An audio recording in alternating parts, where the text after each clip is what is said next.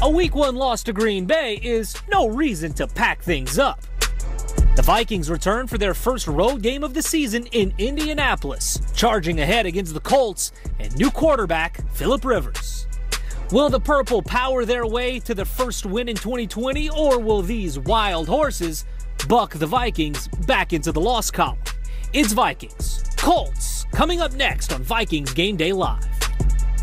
Vikings Gameday Live is presented by Stay Safe Minnesota and Hy-Vee. Right side three. 1, 2, 3. 20, 15, 10. Touchdown!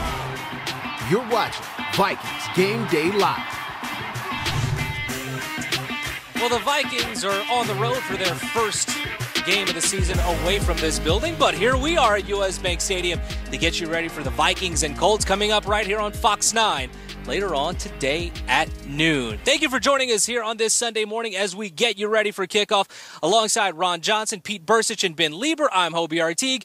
And guys, we look at the last 10 years in football and teams that start 0-2, it doesn't look good for their chances whenever you're talking about the postseason. So that being said, how imperative is it for the Vikings to get a win today in Indy? It's extremely imperative. I mean, like you just said, you don't want to go down 0-2, 1-1, and then that's a win. For this young group to feel what a win feels like, I think that's going to be a big, momentum swing for them, because last week everybody's talking about, throw the season away, let's draft Trevor Lawrence. So if they can move forward and actually get a win, I think that can change kind of the feeling in that locker room and just around town. And to piggyback on that, Ron, with the playoff system, the way it's changing, no preseason. It's a completely different type of deal this year. I don't think 0-2 is as big of a disaster as it's been in the past, but you got to have, like you said, that good win feeling, because you've got a tough Tennessee team rolling in here next. You've got a tough schedule coming up. You need to get a win as soon as possible.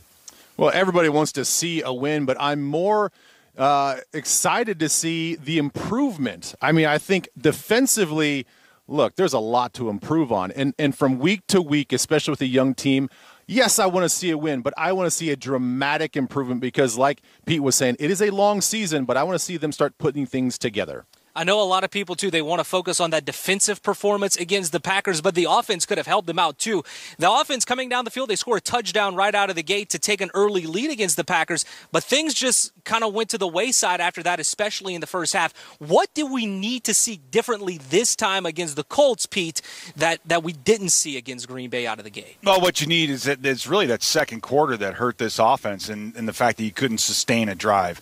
And it's going to be difficult because the defensive line for the Colts, they do a lot of stunting. It's very similar to Tony Dungy's back in the day with three techniques and loops and all these different things. So you live by the stunt, you die by the stunt, but you have to be efficient on first and second down. You can't have lost yardage run followed up by an incomplete pass and then staring third and long in the face. You just can't do that. You need to be better on first and second down in this game.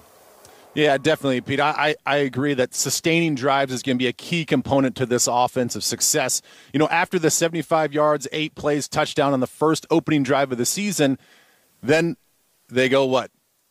Safety, 3 and out, and then an INT. So you can't have that when your next 3 drives. So it is about sustaining drives, getting second and third and manageable. And I think with this Colts defense, you can. They are a very fast defense. They will get to the edges quickly. I don't think that you attack the perimeter with these guys. I think you go right downhill at their athletic linebackers and some of those safeties, and you try to play smash mouth football.